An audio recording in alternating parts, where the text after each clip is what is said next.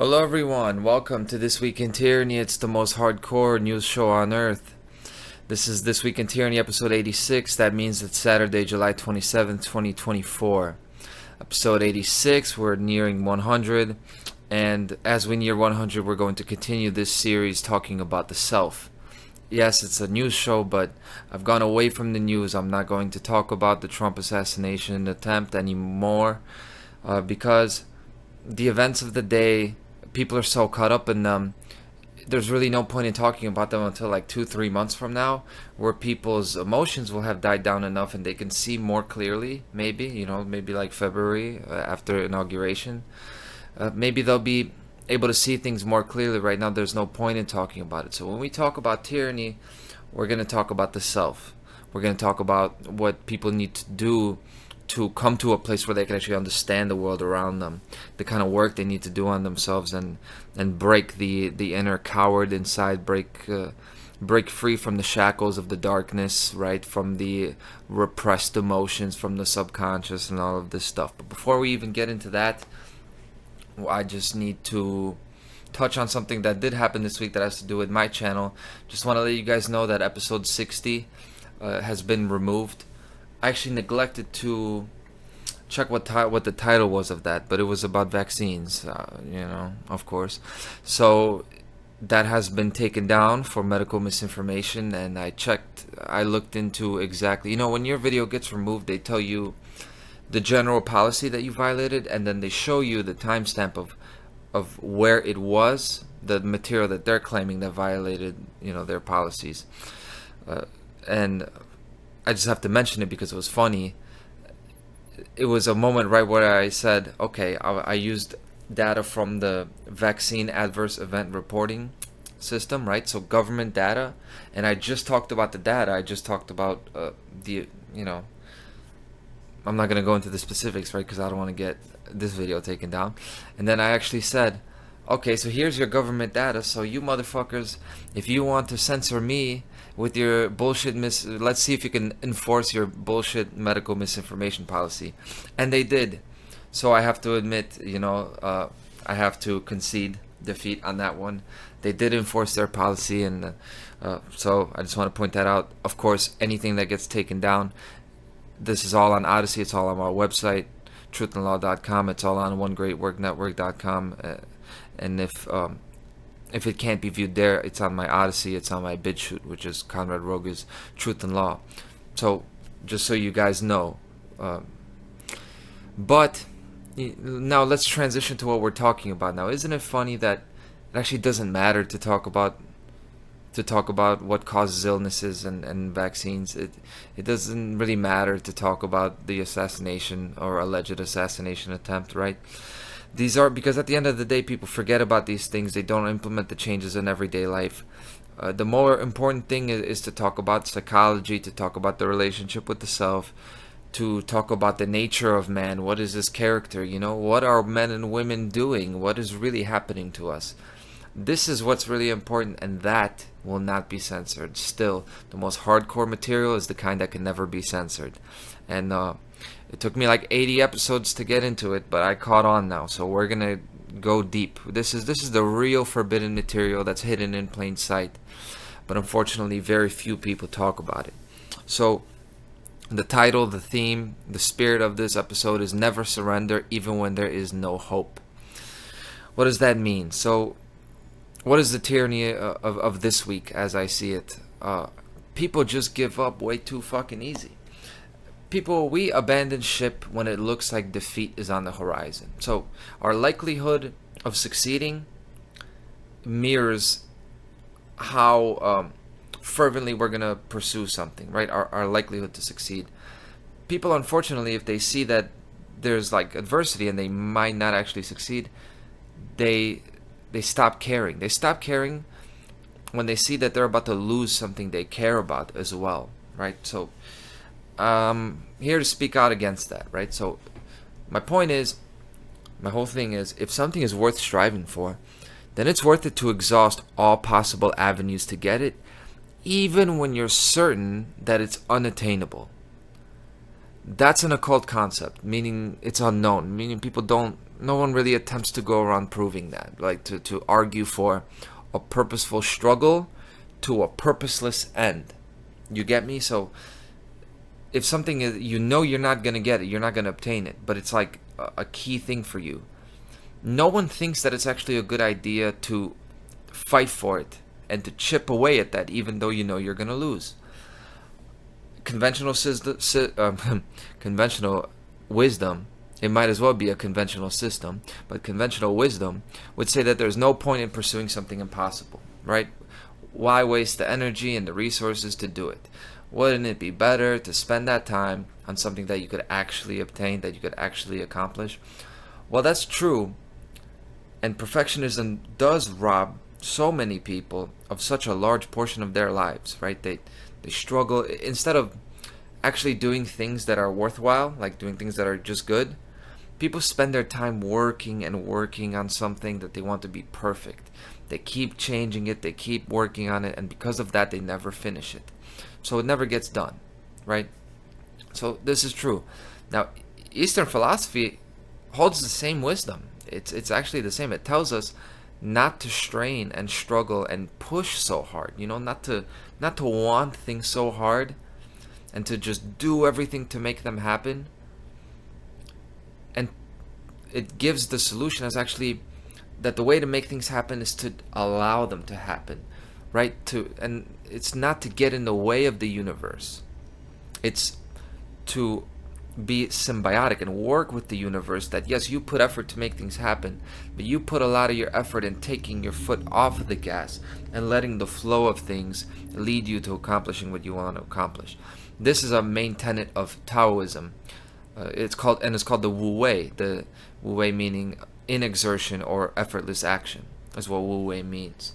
That's Taoism. So two completely opposite philosophies saying exactly the same thing, saying don't waste your time on things that you're not going to get. And I agree that that's, as a general rule, that's a correct approach to life, right? However, I separate from all of the world's viewpoints and all of the philosophers in this episode about this. And my conviction is that when it comes to the primary goal in your life, your dream, your mission, something you really, really want with all of your heart, then you never stop trying to achieve it, no matter what, not for any reason. But and that's not just with any little thing, right? I'm talking about only when it has to do with something you truly love, and what you know you're put here to do. You know you're meant here for this. You know it's yours. That's the kind of thing you should never give up on, no matter what the consequences are. I'm telling you, work that shit to death. And people don't agree with that. They why would you do that? Why struggle so much for something you're not going to get? So here are your reasons. Number one is the practical reason. It's actually practical, and it may not be as impossible as you think. No physical obstacle or cosmic barrier is solid enough. We often perceive these roadblocks to be immovable. Like these things in life, we're like, whoa, we'll never get that. Like circumstances we think that are impossible to change and they're going to stay the same forever. We think that so much. But everything changes over time. Everything changes over time. Everything wears down over time. So if we stay committed to our goal and stay full of drive, full of life, keep pushing, often whatever was there that seemed like impossible to defeat, whatever was keeping us from achieving that, it's going to decay over time. And you can push in a way that decays at a higher rate than you decay. It's a war of attrition. But if you have this spirit, if you're really trying with all your heart to get something done, chances are whatever you're up against does not want it as bad as you. And even if you are not so masterful or skilled that even if you know you're up against an enemy that's bigger than you, that's stronger than you, if you just stay in the fight, you never know what's going to happen. Just because we in the present moment cannot conceive of a scenario where we succeed in our craziest, wildest dreams, that doesn't mean that our current perception is true. We don't actually know what is actually possible. We don't know what the universe holds for us. And again, human beings witnessed throughout history things that they thought to be impossible 20 years ago. Happens generation after generation, and we still get closed in this way of thinking that 100 years from now things are going to be the same. This is the reason all of our institutions of control, the governments and everything, this is the reason it still holds true, because people think, oh my God, but without them, look what's going to happen. Not realizing that we're supposed to be moving forward here. And just because we were backwards 100 years ago does not mean we need the same crazy authoritarian rules today. Beside the point. The practical reason for never giving up is really secondary. It's not the main reason for why attaining to the unattainable is actually worthwhile. And the main reason is out of principle. It's the principle. The universe respects refusal. Everybody respects refusal. Every molecule in the universe, dead or alive, responds when one says no. When you say no, shit hits the fan. This is why, for matters of utmost significance, I think it's crucial that you stand and fight until you die. Because truth never bends to a lie, no matter the circumstance, no matter what the pressure is. A true statement, like a mathematical statement, will never become untrue, even if the whole universe doesn't. Even if the whole universe desires it to be otherwise, and everything and all of the consciousness in the universe is trying to make falsity true. It'll never happen.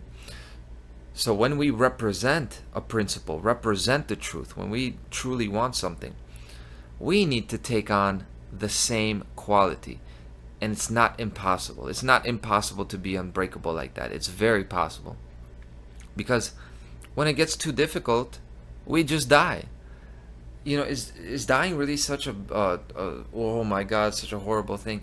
I think daily misery is much worse than death. Dying just means that, okay, we couldn't fight anymore, we're done now, and now we're somewhere else doing the same thing again. Not the same thing, but we're continuing to live. Okay?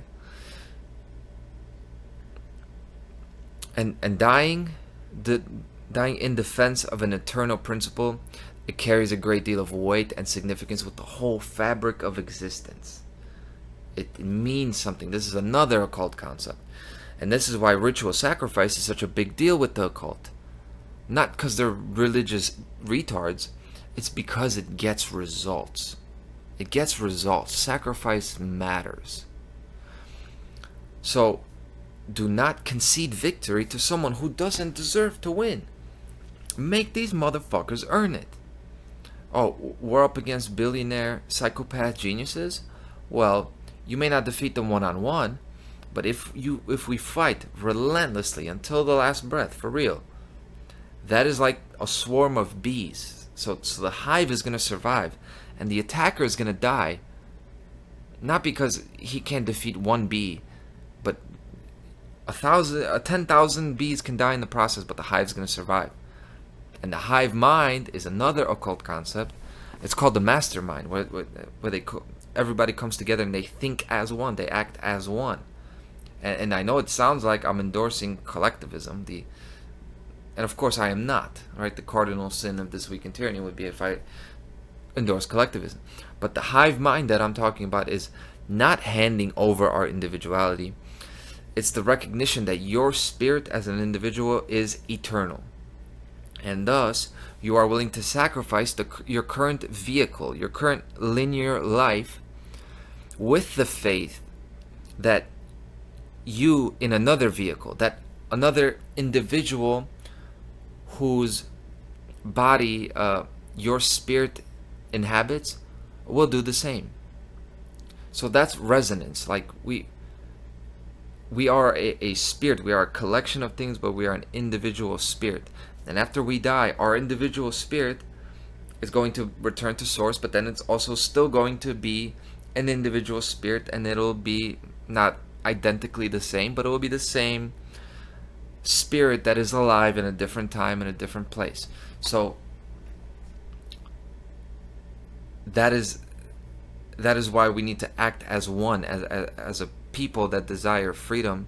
We can act as one, and we know that if we just sacrifice our lives and die, that's not a big deal because we'll be back.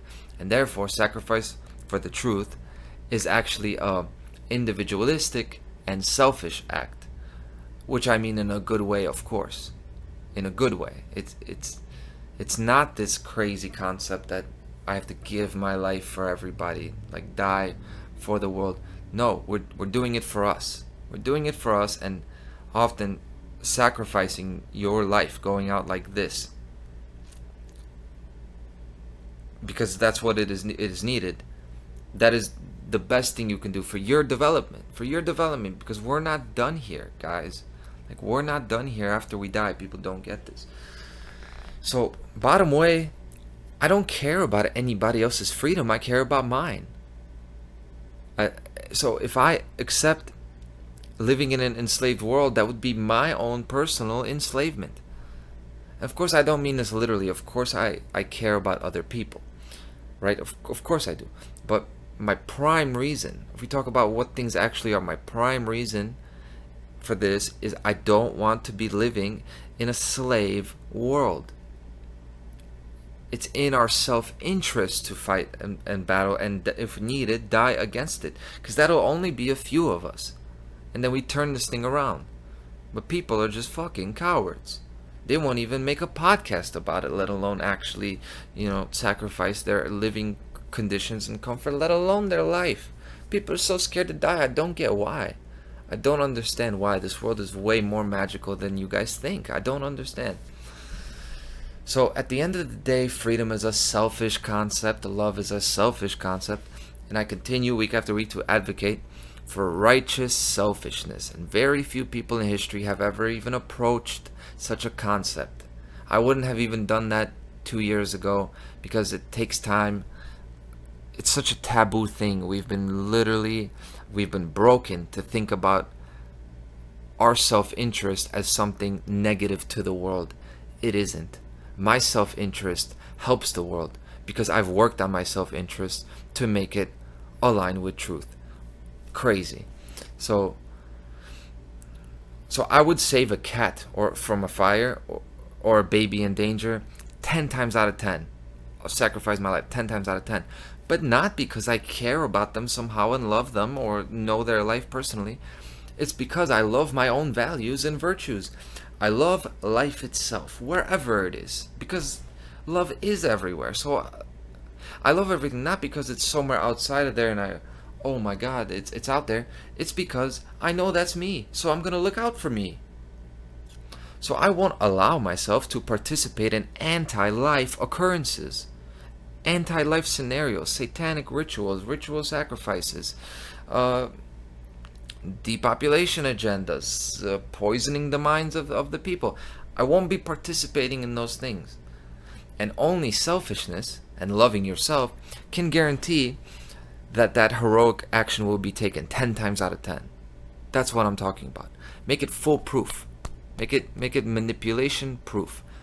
Impervious, bulletproof to manipulation. If you can make your self-interest align with objectively good values. That's the only surefire way. Because for any other reason that you fight for freedom or whatever, for any other reason other than for yourself, no matter how noble, no matter how honorable, the reasoning can be distorted, the situation can be twisted, and the unselfish person can always be manipulated.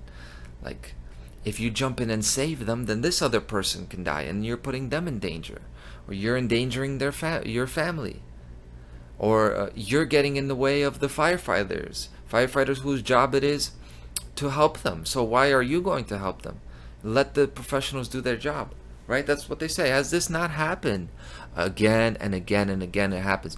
A million justifications and excuses made for inaction. Every election, the lesser of two evils, right? When will it end? You talk about common sense. No one is. You want to talk about somebody who's trustworthy and dependable. Nobody's more trustworthy and dependable than a person acting in self-interest. Why do we run from that truth that we want to do what makes us happy, not what makes the world happy or what makes my family happy, or we want to do what makes us happy. Why are we living in this manufactured guilt that and pretending like we don't want to do things for us? I don't understand it. And when you do face that, you just look that truth in the face, then the solution to all problems becomes so crystal clear and so easy. Make natural law values your self-interest. Just bring them together.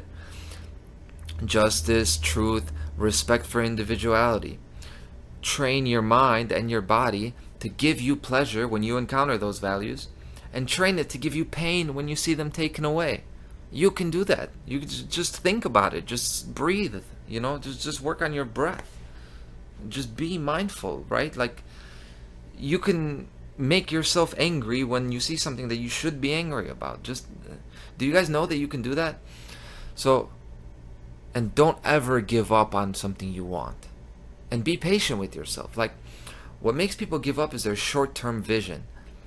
If you're not thinking long-term, then even a weak enemy will defeat you. The weakest enemy will defeat you. A feather will knock you over. Don't give up. People will try to record a podcast once and then never go back to it because it didn't go well. Things like that. Like, they say, I tried, and then they just give up after like once or twice or 5 times. But the first time, whenever does your first time doing something go well? It doesn't. Like, you have to do things again and again and again. And people just give up. And the reason I say this with such disdain and disgust, because it's been me. Do you know that I used to be like a former addict? And not only an addict, I used to be a slave to my shyness and timidness, right? These are things I still struggle with. So I'm not blaming you guys. I'm blaming myself. That, we all live in this like cowardly world where we just give up on things and we get rejected once. Sometimes we don't even get rejected, and you're scared to try it when we should be doing it 10, 20, 50, 100 times. And this works. If you want to see this concept at work, do some push-ups or any exercise and tell yourself you're going to do 10 repetitions, right? See how it feels, and then do it again. I'm going to do 10 push-ups. And then tell yourself you're going to do 10 again. And then at like 7, tell yourself you're going to do 15 now. Like, no, I'm doing 15. Then you will see that on 8, 9, 10, 11, you will somehow get like a supply of energy. You're going to get a burst of energy. Well, how does that work? How can that work? Because when a decision is made about how much you're willing to take and where your mental finish line is, how far you're willing to go, once you extend that, then your perceived suffering decreases. And there's a reason for that. The resistance that our bodies and minds put up against us, it's the price required for happiness. The price required for joy, for love, for pleasure. And I do mean price. The universe is transactional. Transactional. So, surprise, I'm actually a trans activist. I'm a trans activist. You guys didn't know this. Mind blown. Joking, of course. I don't mean money, right? Not money. I mean transacting. Trans means across, and then acting, action. Is the action across. Transaction just means exchange. And both of those words just mean justice. And it's the most beautiful concept that has ever been. And here it is. That I get what I earn. I don't even like to say the word deserve, because that implies some kind of like moral guilt woo-woo thing. You get what you earn. Okay? You get what you work for.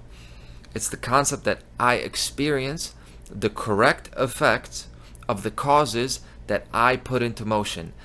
That's what God is. The word God means all these things to all these different people. God is not a singular being, but a bipolar one. Not bipolar like that, but bipolar meaning magnetic. Positive and negative, meaning fountain and receptacle. Man and woman is what I'm talking about. That's what it means when it says we are made in His image. Yeah, we're made in His image and hers. His and hers. Everybody has a mother and a father. We only talk about the father. Why? Because we've been split. We're so short. We've fallen so short of truth.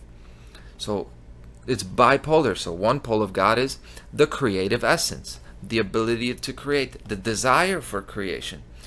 Science calls it entropy. It's entropy. That's what it is. It's free will. And it's the desire to experience things, to grow, to learn, to expand. Okay? It's the principle of motion. Now, that's one pole. The second pole, the second magnetic pole of God is cause and effect. It's justice. The law of karma, right? This is the transactional, the exchange of energy. Science, when it catches up, we'll call it negentropy. Okay, negative entropy, or the ordering force. Mark Passio has called it syntropy. It calls it objective morality, and everybody calls it natural law because that's what it is. Okay, so and those two together are God. And then if you want to make it a trinity, of course you can, but don't make it a singular being, because then you're splitting yourself. You're separating yourself from your subconscious. Remember, there's a conscious and there's a subconscious. Okay, so these two divine properties are the primordial parents, which we have fused into the word God. So when you think of it all, then you see how death is only an illusion, because there can never be an escape or an end to the consequences of the actions that we take. It's there and it's permanent, the consequences of the actions that we take. We may not experience right now in this linear life, but how can we possibly avoid it? It would be against the law of the universe. And then when you see that, you also see how tiny and meaningless 5 extra push-ups are. And of course it's a metaphor for, how insignificant it is to, sacrifice a couple of your hours every day to speak out to people, to change your life, to change your habits, to start eating healthier, to start speaking up louder, to start telling the truth and being honest with people that you always bullshitted and manipulated, or, start saying things that you were afraid to say. It's like those 5 extra push-ups. In the grand scheme of things, this is nothing. And we don't do even that. We won't lift a finger to help our future children, to save them from being raped and slaughtered. What world am I living in? It's crazy. So once you see that, then you start to see the beauty and reward in living a heroic life. And then you see the power and meaning in fighting for what you want. Even if you won't get it in this lifetime, it still matters. The weight of that everyday choice will never be wiped from the ledger of the universe, from the transactional record. It's a cosmic blockchain, the universe. Nothing gets forgotten, nothing gets wiped. And when you choose to fight for what's truly good, it will never be forgotten. Nice quick half hour. That's a real show right there. That's what it's all about. I hope you enjoyed. I'm very thankful for you guys that are with me. I know I'm kind of like cutting down my viewership a little bit talking about this stuff, but this is the most important. Shout out to the people close to me. You know who you are. Shout out to Michael Tessarion, to Mark Passio, of course. Yeah, and everybody who's willing to look themselves in the mirror and go into the darkness. Because that's part of it too. We need the light and the dark. And bipolar, we need to take that word back, just like anarchy, right? So who would have known? I'm a trans activist. I'm bipolar. So God is bipolar and Conrad is a trans activist. Isn't that funny? So with me throwing that monkey wrench into the matrix, maybe this video doesn't get taken down. If it does, it will be on Odyssey and BitChute. Thank you so much, and I'll see you next week on This Week in Tyranny.